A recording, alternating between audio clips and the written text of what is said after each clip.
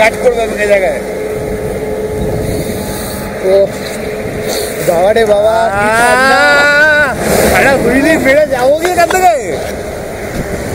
তো অসাধারণ ঠান্ডা, মানে আমরা তো রীতিমতো কাঁপছি।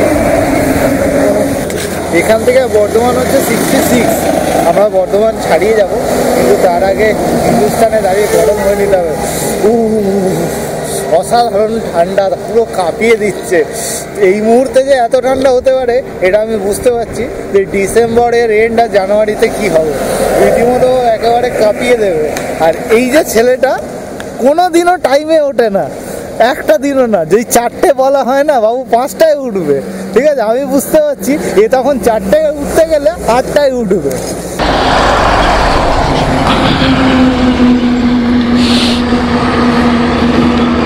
ওকে, তো সুসু ব্রেক কমপ্লিট।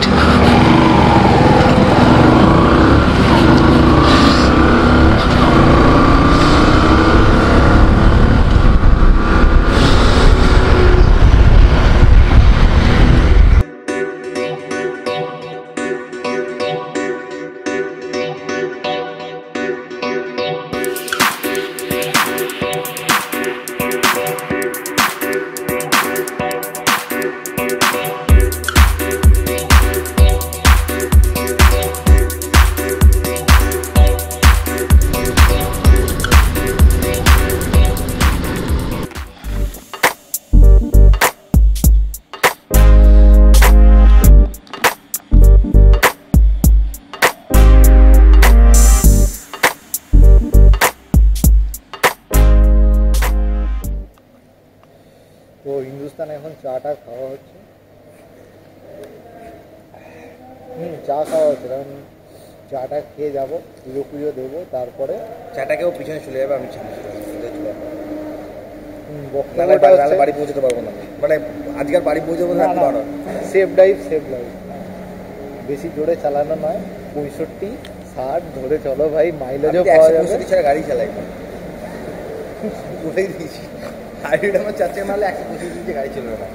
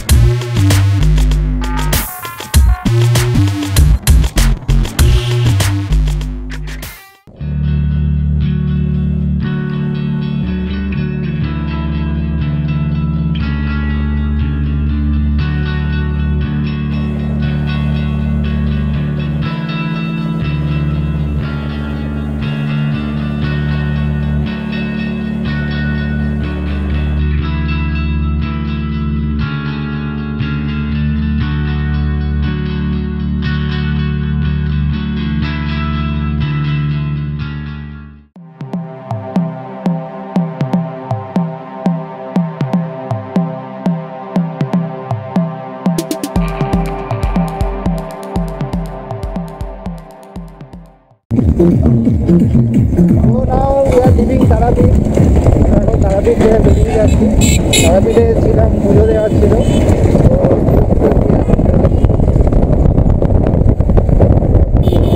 পেট ভরে গেল, প্রচুরই ছিলাম, কিছু করার নেই।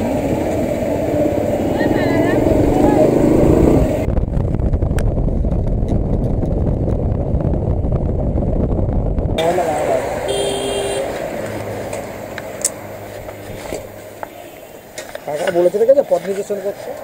ওকে, just talk for this interesting truck.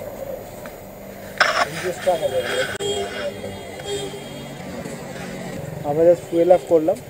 Fuel up করার পর এখানে নতুন ধরনের ট্রাক দেখলাম, ফার্স্ট টাইম দেখলাম, তো দেখার জন্যই দাঁড়ালাম।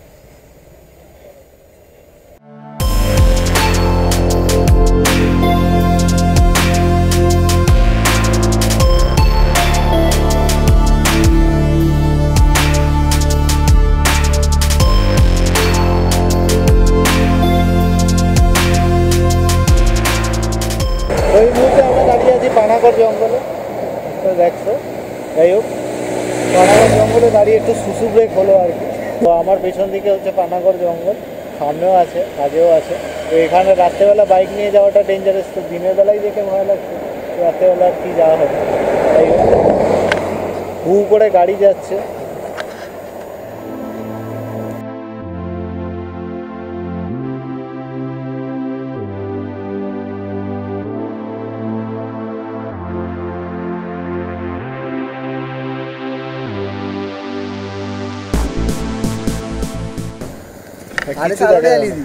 যাই হোক, আপাতত রাস্তায় অগ্নিবের সাথে দেখা হয়ে গেছে, মেবি আলোয় দেখা যাবে। অগ্নিবের সাথে দেখা হয়ে গেছে, অগ্নিবের সাথে দেখা হয়ে গেছে। অগ্নিবের সাথে গল্প করছি, গল্প করে এবার বেরোবো। এখন 60 kilometers to go. Now 60 kilometers to go home. Okay.